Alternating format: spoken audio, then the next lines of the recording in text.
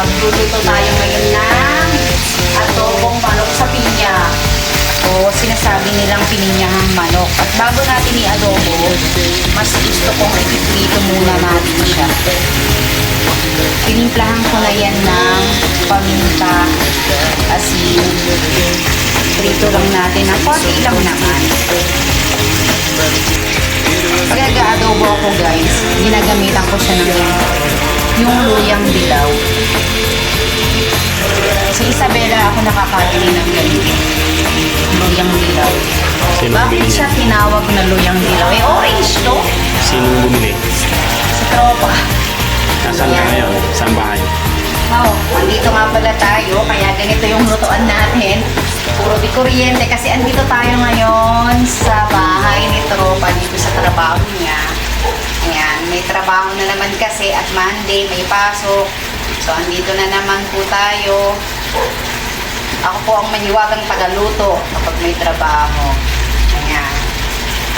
Luluto tayo. So, babalikan natin mamaya yan. Prito muna natin. Prito na natin siya ng konti. Kaya, iilid na natin at pag-isa na tayo. Unahin natin yung luyang orange. Isa natin ng konti at maliliit yung tagabigo natin. Tapos na yan. Luyang orange. Tapos, yan. Sunod natin yung pwede nyo ng pagsabay-sabay yun. Madaming bawang. Kapag mag-aadobo kami, masarap maraming bawang. Ayan, dahil hindi na kami gumagamit ng kung ano-anong pangkalasa. Talagang pinadamihan namin yung mga ano na yan.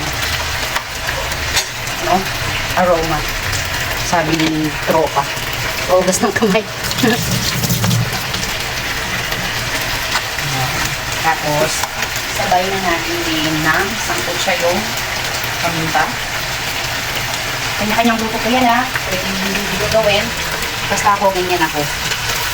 Ilalagay ko na. Yan. So, pag nag-brown na yan, ng onti, ilalagay na po natin yung toyo. Pag humahalo na yung toyo sa mantika, yan, halo na natin dyan. Diwarang magluto, no? Mas matiwarang magluto si tropa sa akin. Tinuturuan yung chef. Matawa. Kung matawa, sa pagpasok niya sa trabaho, mag-isa ko na lang din eh. Kaya nagtutulong, ayaw man akong pag-uring. Nanonood ba ako doon? Pwede akong pumunta doon, di? Pwede akong pumunta doon. Doon na kami sa field eh. Hindi na kami doon sa conference. Kaya nga. Hindi ako pwede pumunta sa film. Mamaya, break time. Gawanin nila. Kumano tayo mamaya sa break time mo. Tingnan natin kung paano magturo ng mga engineer din. Tinuturuan niya. Pero mas matatanda sa kanya. Mga tito. So, bawal pagalitan yun. Ano ba? Kaya pwede na natin ilagay ang toyo. Lagyan natin ng soy sauce. Okay. Gusto ko parang dagdagan.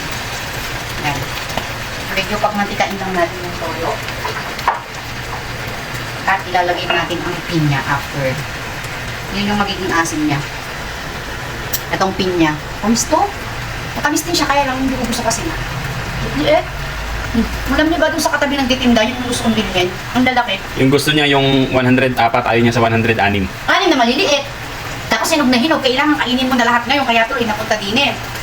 Hindi ah. Yung gusto kong 4-100, ang lalaki, tapos fresh pa, kulay green pa yung balat. Saka nag-free taste tayo, nakakayaw hindi bibili.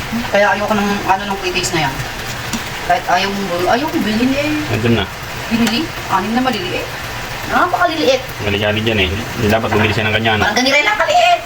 Yung nabalatan ko, ito ayan na oh. O sige nga oh. Oo, dami yan. Isang buo yan oh. Isang ganito yan oh, isang ganito. Diyos Mariosep. Yung gusto kong bilhin, ganire kalaki oh. So ayan oh, mamahalo na po yung mantika sa toyo. Ihalo na natin ang ating napritong manok. Pinrito ng konti para mawala ilansa. Saka para mawala nga din yung tubig-tubig ng manok. Ayan. Laging tatandaan, pag nagluluto ay sinasamahan ng sangkap na pagmamahal. Yakapin mo. tumatawad eh. Kaya mo tumawa? Huwag. Yan, sarap yan guys. Sayang di ako nakabili ng ano, curry powder. Gusto ko sana yung adobo na may curry. Tapos may pinya. Uy, feeling ko nasa Malaysia ako. Diba? Ilagay na natin ang mahiwagang pinya na dahil sa free taste. Hindi ako matapos-tapos sa free taste na yan. So, ayan. Hintayin lang natin maluto.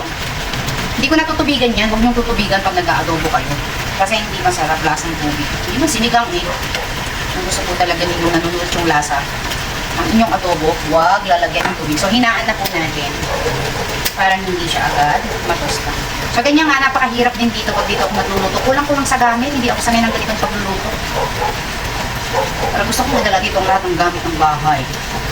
Yan. So, okay, babalikan na natin mamaya ya. So,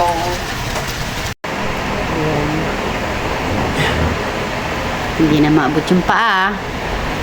Papasok na siya. Hindi na. So, okay, sige. Ano ba?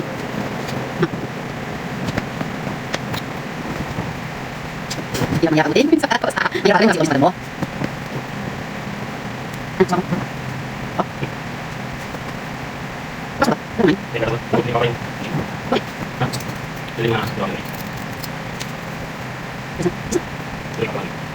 Okay, gusto ba? Sige ba? Bye.